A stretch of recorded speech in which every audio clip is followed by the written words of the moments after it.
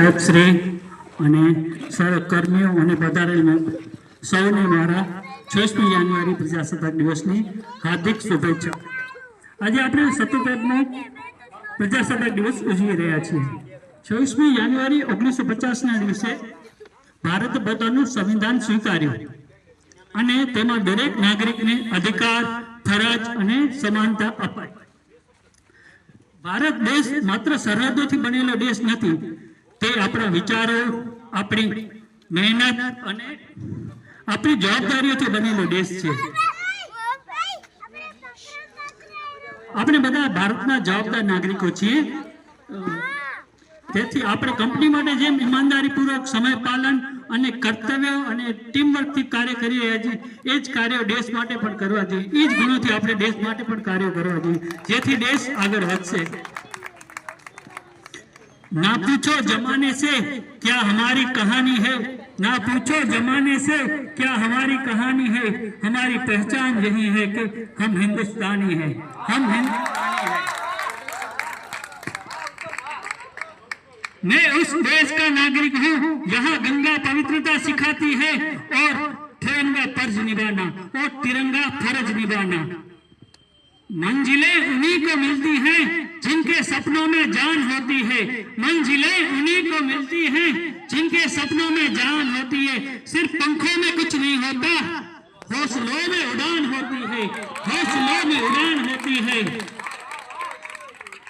भगवत गीता पण આપણને શીખવે છે કે તું કર્મ કર, પરિણામની ચિંતા છોડ। એ જ ભાવના સાથે આપણે દરરોજના કાર્ય કરશું તો વ્યક્તિ, કંપની અને દેશ એમ ત્રણેય આગળ વધશે।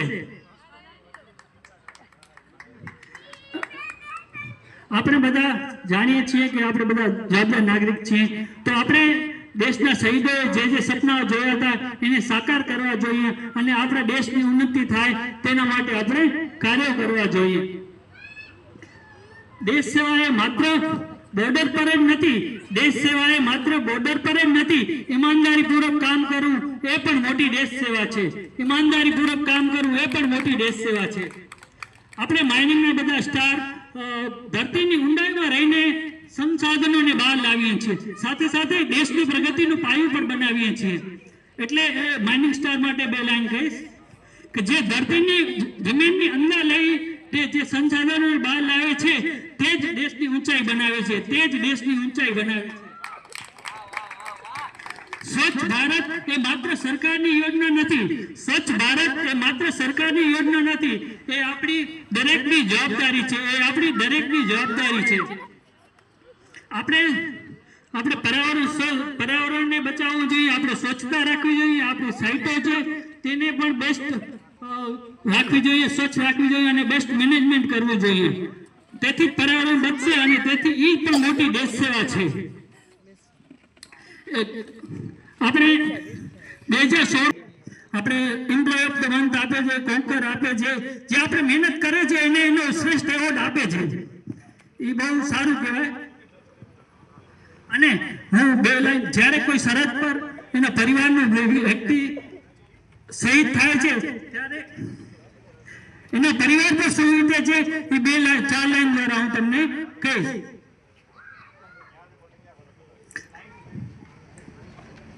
किसी का अपना हमेशा के लिए खो गया, किसी का अपना हमेशा के लिए खो गया, रोता रहा पूरा परिवार, रोता रहा पूरा परिवार, और पूरा देश स्टेटस लगाकर सो गया, पूरा देश स्टेटस लगाकर सो गया।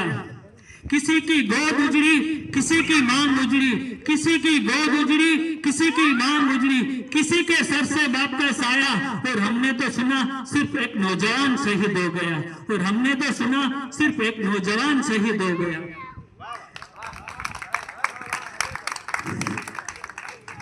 बेशक मेरी हर एक सांस में तुम्हारा हक था, बेशक मेरी हर एक सांस पे तुम्हारा हक था, मगर तुमसे दूर ले गया वो मेरा फर्ज था, मगर तुमसे दूर ले गया वो मेरा फर्ज था। कसमें तो खाई थी साथ जीने की, कसमें तो खाई थी साथ जीने की, मगर तुम्हारी मोहब्बत से ज्यादा मुझ पे इस मिट्टी का कर्ज था, मगर तुम्हारी मोहब्बत से ज्यादा मुझ पर इस मिट्टी का कर्ज था। અને આપણે ઘણા બધા દુઃખ આવે છે, ટેન્શન આવે છે, ત્યારે ઘણા બધા ડિપ્રેશનમાં હાલી જાય છે.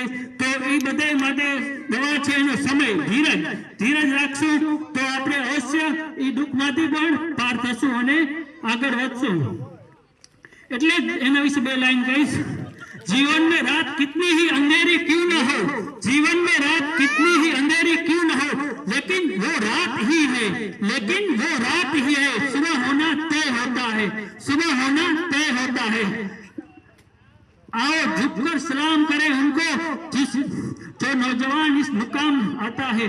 आओ सलाम करें उनको जिनको ये मुकाम मिलता है. खुश नसीब होता है वो खून जो देश के काम आता है, खुश नसीब होता है वो खून जो देश के काम आता है. लास्ट में આપણે સંકલ્પ કરીએ, આપણે ઈમાનદારીપૂર્વક કામ કરશું, સ્વયં પાલન કરશું, દેશની પ્રગતિને આગળ વધારવામાં ફાળો આપીશું અને પર્યાવરણને બચાવશું અને કંપનીનું નામ ગૌરવપૂર્વક ઊંચું રાખીશું. અને ચાલો આ પ્રજાસત્તાક દિવસ પર આપણા દેશ, સંવિધાન અને આપણા ધ્વજ અને अपना श्रम और कर्तव्य ने नमन करिए. जय हिंद, जय भारत, धन्यवाद.